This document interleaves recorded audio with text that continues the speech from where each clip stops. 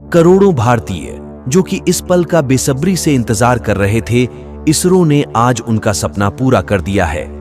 चंद्रयान 3 के जागने को लेकर इसरो ने एक नई जानकारी दी है। कल शाम 6:04 पर वैज्ञानिकों ने विक्रम लैंडर से संपर्क स्थापित करने की कोशिश की तो चंद्रयान 3 के विक्रम लैंडर से वैज्ञानिकों को सिग्नल प्राप्त हुआ, क्योंकि करोड़ भारतीय विक्रम लैंडर के एक्टिवेट होने की दुआएं कर रहे थे और उनकी दुआओं के प्रभाव से चंद्रयान 3 का विक्रम लैंडर फिर जाग उठा।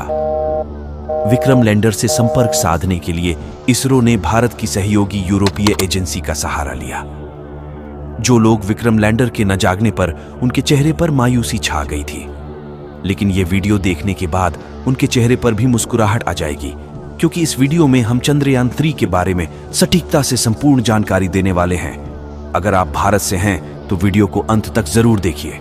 तो चलिए समझते हैं। आज की इस वीडियो को आपको बता दें कि चांद की सतह पर सूरज निकले 7 दिनों से ज्यादा हो चुके हैं और इस वक्त विक्रम का तापमान सामान्य हो गया है।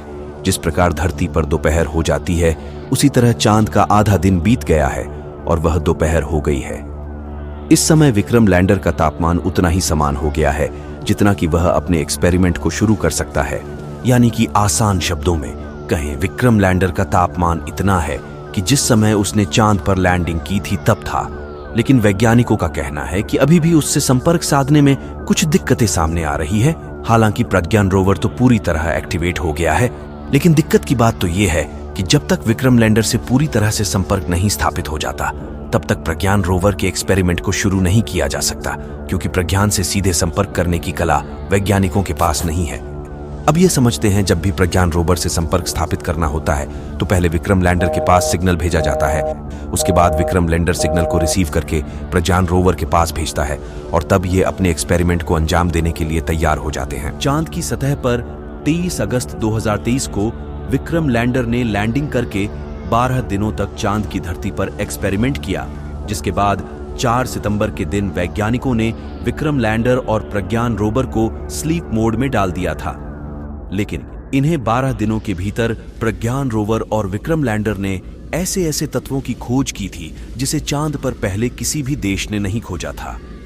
प्रज्ञान रोवर ने चांद की जमीन पर ऑक्सीजन जैसे बहुमूल्य एलिमेंट की खोज की, जो कि चांद की मिट्टी में उपस्थित है, तथा भारत चांद की सतह का तापमान जांच करने वाला पहला देश बन गया है।